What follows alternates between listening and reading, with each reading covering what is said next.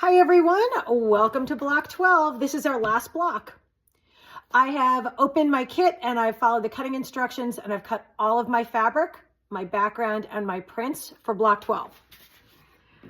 If you turn to page 26 in your pattern, you will see the instructions for this block. And this block is really made of flying geese. We have positive and negative in this block. So if you've already done your cutting, you likely know that we've cut a lot of triangles for this block. Step one is going to use your print, your larger print triangle, and two of your smaller background triangles. And what we're going to do is assemble a flying geese block. So right sides together, you have your print fabric, you're going to put your background fabric on top of it, and you're going to sew along here. Okay, we're going to press, open that out, and then you're going to sew your second triangle. Okay, so we're going to touch the second background fabric here, making a flying geese block. Okay, so you're going to end up with something that looks like this.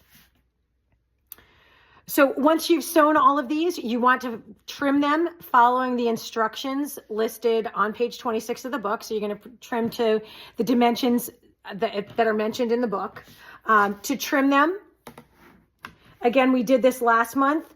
You want to make sure when you're trimming, you put that point on the 1/4 inch of your ruler so that when you sew a seam on this part of your block, you will have that point perfectly aligned with that seam. So you won't lose your point here. Okay, and you're just going to line up the lines on your rulers parallel to the edge of your fabric, just making sure you've got a little bit to trim off as well. So I'll trim this side, flip it around, and trim two sides. Okay. To trim the other sides, I'm going to take the dimension of this length. I'm going to split it in half and put the tick mark right at that point.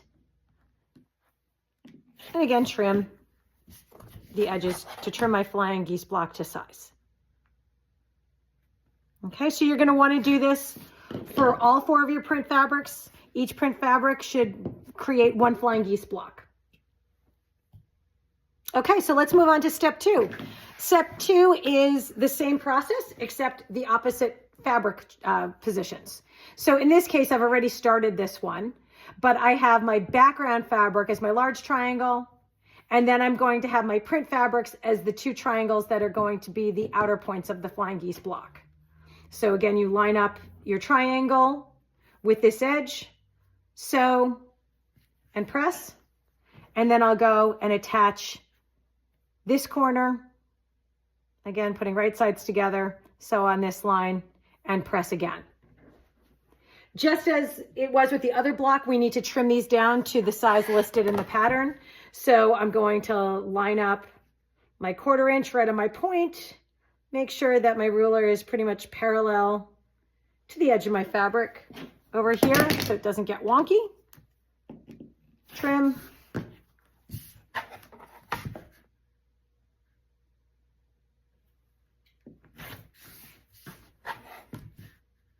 And again, split the difference here, put your midpoint right at that point there, and trim off to size.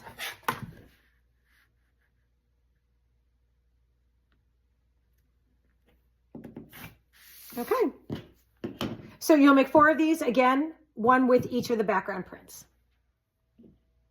Okay, now that we've made kind of the positive and negative flying geese using the background fabric and each of the prints, we're going to move on to step 3 of block 12, which is on page 27. And what we're going to do is put our 2 pieces together like this, right sides together, and you're going to create a unit that looks like this. So you're just going to sew these 2 together, creating this unit. You're going to do this for each of your different print fabrics. All right, so I have completed step 3 for all 4 of the print fabrics. And now we need to follow step 4 to sew all these together for the center of our block. Just pay attention to the diagram on page 27 to make sure that all of your blocks are in the correct orientation. So I'm just double checking here, and I do believe I am good to go. So I'm going to sew these 2 blocks together, then these 2, and sew the 2 rows together to make the center of my block. All right, so the center of block 12 is complete. Let's turn to page 29 in the pattern where we have the block setting information. And now we're going to grab the last bit of work that we have left from month 0, where we made our setting triangles and our cornerstones. So we want to lie all this out.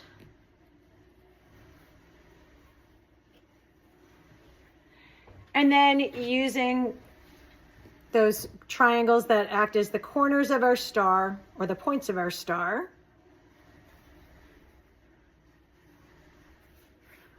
let's lay it out so we can finish it all up.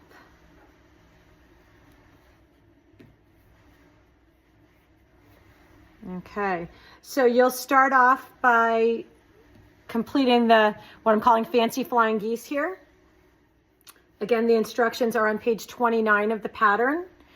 Just remember, once you create this unit here, you want to trim it down following the instructions on page 29 to make sure that it is the right size before you start sewing your rows together and assembling your block. So I'm going to make those fancy flying geese. I'm then going to attach them in rows, and my block will be finished in my next step. All right, so here is block 12. This is the last star block that we need to complete for our quilt.